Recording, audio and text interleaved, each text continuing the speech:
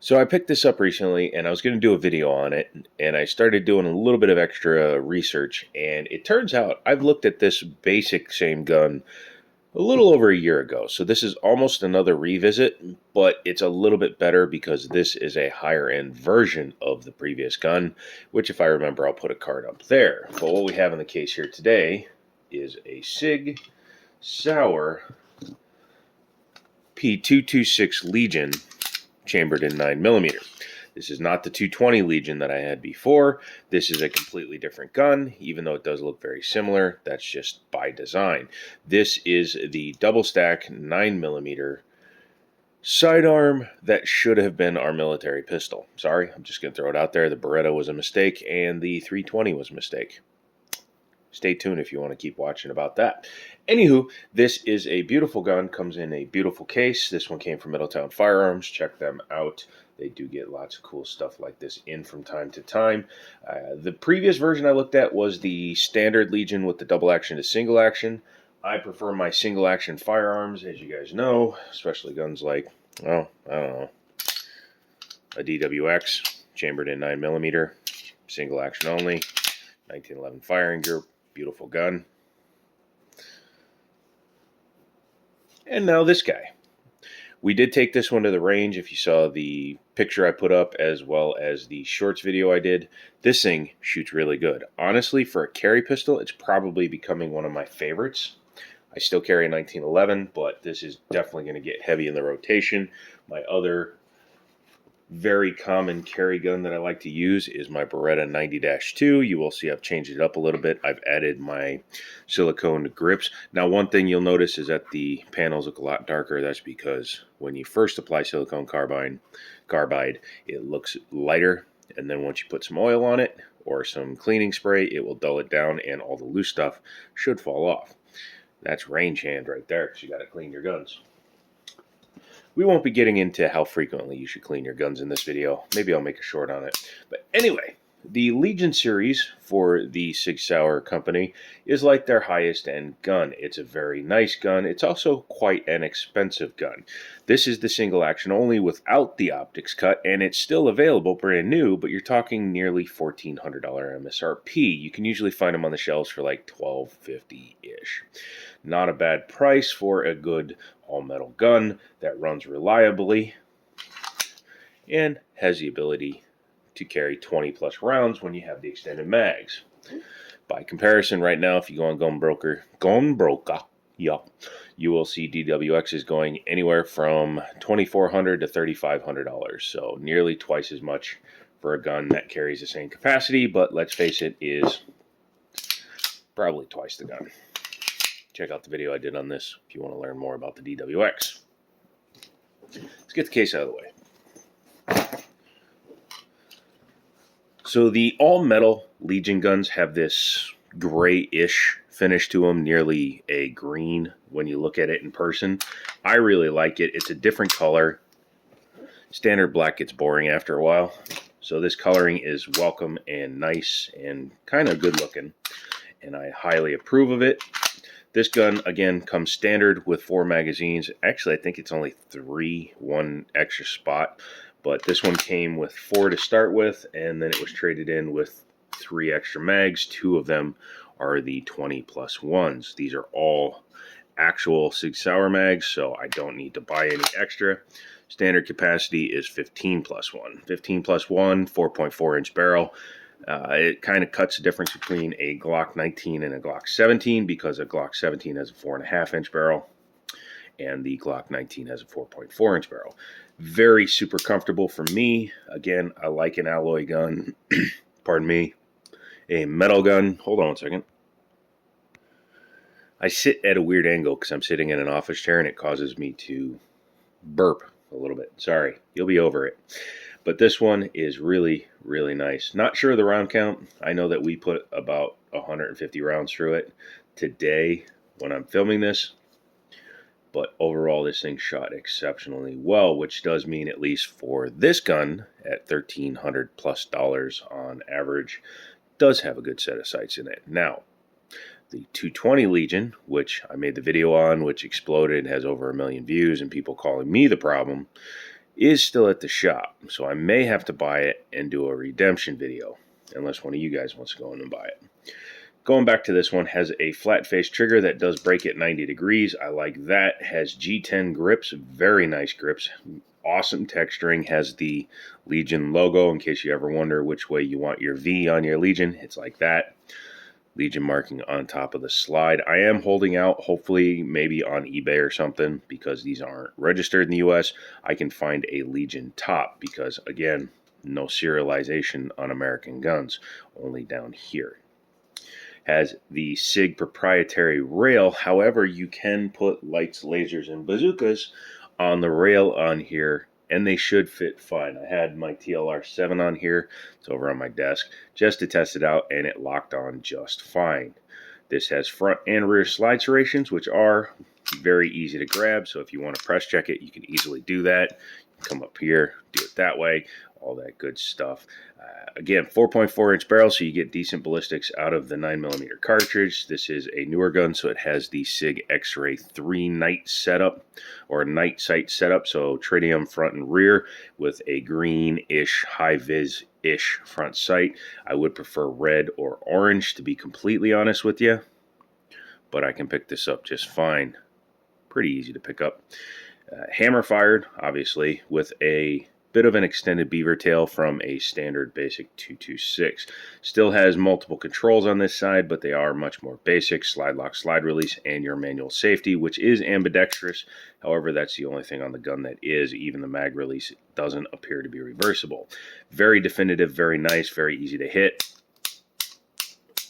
And just like a 1911, since this doesn't decock, you can leave your hand on there. I was about to grab my Beretta thinking it was a Taurus, because yeah, I like to normally run my finger up somewhere in here. Can't do that with this guy. However, you can with this guy.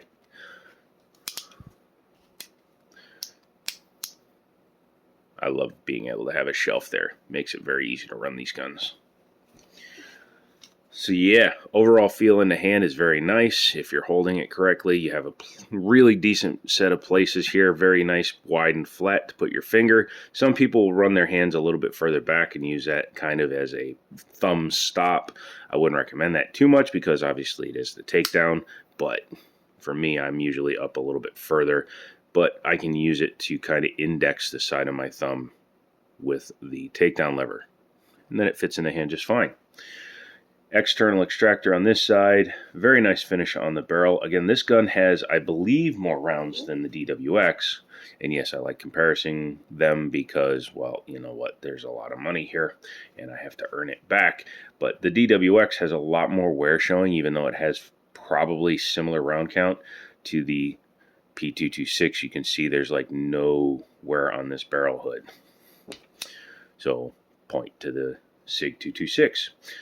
Has the undercut that the X5s and the Legion series is known for. Even though it's an alloy frame, they went through the extra effort of giving it an undercut so that you can get easily on it. You can see, even with the 15 round capacity, I can easily get my hands on it. Flush fit mags fit great, so if you're carrying it, it's not going to be a problem. Even the 20 rounders fit good. And the way they're designed, because they are actual SIG ones, they interface perfectly with the body of the gun, so they look pretty good. And they function flawlessly because it is a SIG product. What do you say we talk about the trigger pull? Okay. Once we make sure it's clear, we can come onto it, and as I said, 90-degree break. You can see it goes flat, and then very nice trigger. Reset is super short. And again, a very nice release. This is a hinged trigger, and it's still probably one of the nicer ones I've felt. Obviously, a really nicely tuned like shadow trigger will outshoot this trigger, but for a standard single action hinge style trigger, so I'd be comparing it to like a MCP 38 or 35, the high power clone, this thing is worlds better. Very nice. The reset is very tactile and very audible. I can feel it hit that reset absolutely, and then you go right into the next shot. The mag release is a little bit too small for my taste, especially when you have extended safeties. Also, the slide lock slide release gets lost in front of the safety. Obviously, they had to make room because you have your safety decocker, slide lock, and then your safeties on some guns. So hitting it isn't impossible, but it is a little annoying because you have to come up over the top of the safety and then drop it. Still much better than the 220 Legion, which you always have to two-hand. Magazines, of course, drop free, and that's very nice. What do you say we take her apart? I believe so. I believe so, Joe. I always bring it back, make sure it's clear. You can always lock it back too because you have to.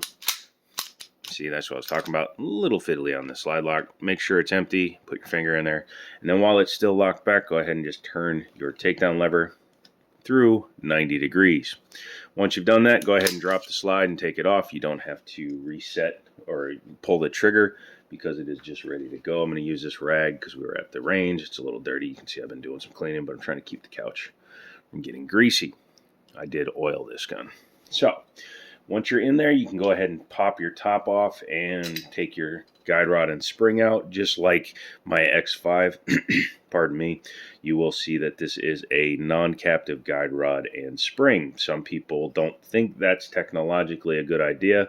I do, because this makes it super easy to change your spring rate. Also, unlike some of the Walter style guns and things that have that super long guide rod or super long spring, this isn't that bad, and it allows you to change your rates if you're going to suppress this firearm or you're going to make it a little bit lighter slide by reducing the weight of the buffer. Because guns like this one, the DWX, I can super easily pull them back because this has a very light spring, yet this is a very reliable gun. That's good. But I can tune this depending on the load I want to shoot, or if I'm going to suppress this gun, which it might get. It does have a tilting barrel, but it's still not that big of a tilt, unlike a Glock. Ha! I managed to get a Glock burn in there. So anyways, popping this out. Barrel, very simple style, short action recoil, John Moses Browning short action recoil. Then you take a look inside the slide, you can see that it's very well finished. And you can see that it's got a lot of cuts in there where they've removed material to lighten the overall weight of the slide.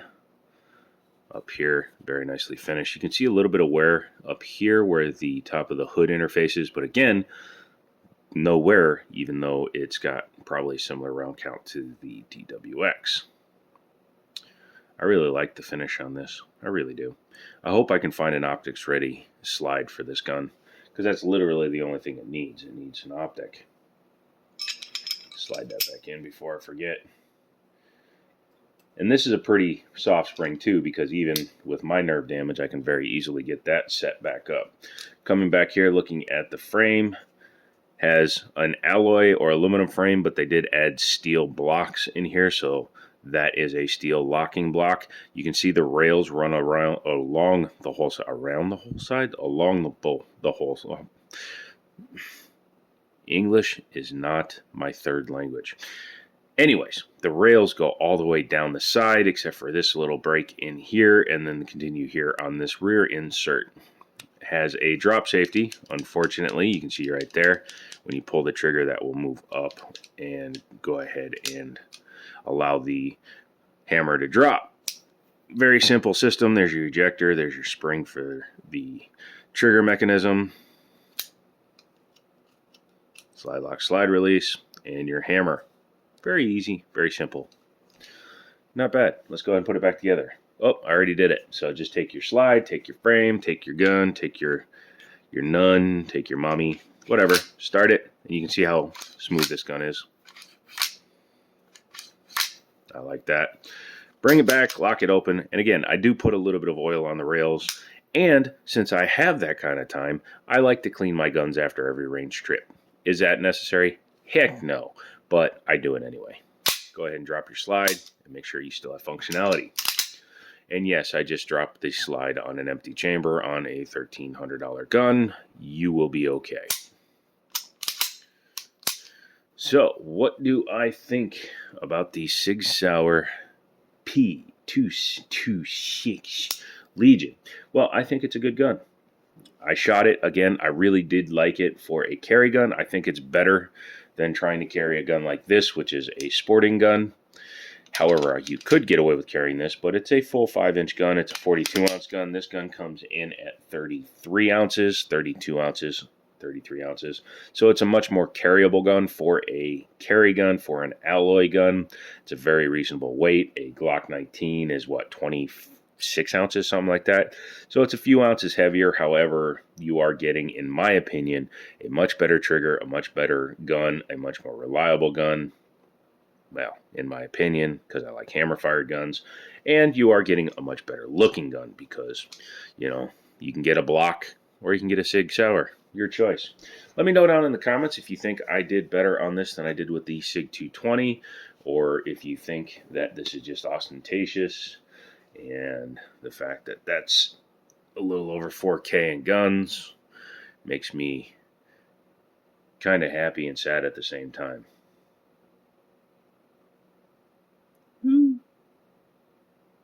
That's a lot of guns. Anyways, come back for the next video. Let me know down in the comments what you think. And as always, I'll talk to you later.